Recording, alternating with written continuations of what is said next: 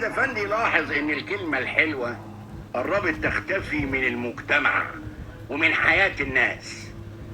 قال لعبده افندي الحكاية دي. عبده قال له: قصدك ايه بالكلمة الحلوة يا سيد؟ سيد قال له: قصدي كلمة الحب، كلمة التشجيع، كلمة الصدق، كلمة التسامح. دلوقتي الواحد يدور على اي كلمة من دول ما يلاقيش. الدنيا جرالها ايه يا عبده؟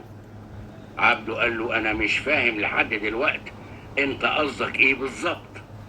انا بتكلم كلام عام يا عبده، مش بشتكي بشكل شخصي. هديلك مثال علشان تفهم انا عايز اقول ايه.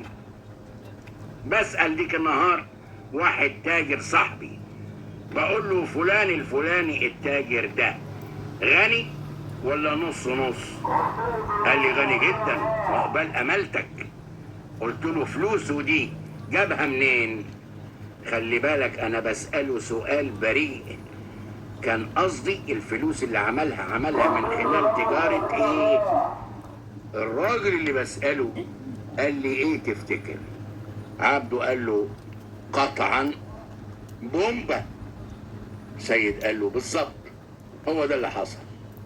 قال لي: بيقولوا انه بيشتغل في المخدرات في الاول لحد ما عمل فلوس جامدة، وبعد كده اشتغل بالتجارة، علما باني عارف ان البومبا اللي اداها له مش صحيحة. يعني الراجل ما اشتغلش في المخدرات ولا حاجة، بالعكس كان تاجر امين ونشيط، وبسبب نشاطه وامانته عمل فلوس. كان زمان يا عبده لما حد يسأل تاجر عن تاجر تاني كان يمدح فيه، دلوقتي يديله بومبا. ليه؟ ما تفهمش. ايه سر ان الناس نسيت كلمة الصدق؟ مش بس كده، دلوقتي مين اللي بيقول الكلمة الحلوة؟ نادر اللي بيقولها، نادر انك تسمعها. تسأل واحد عن واحد يقول لك: ده بيغش، او ده حرامي، او ده نصاب.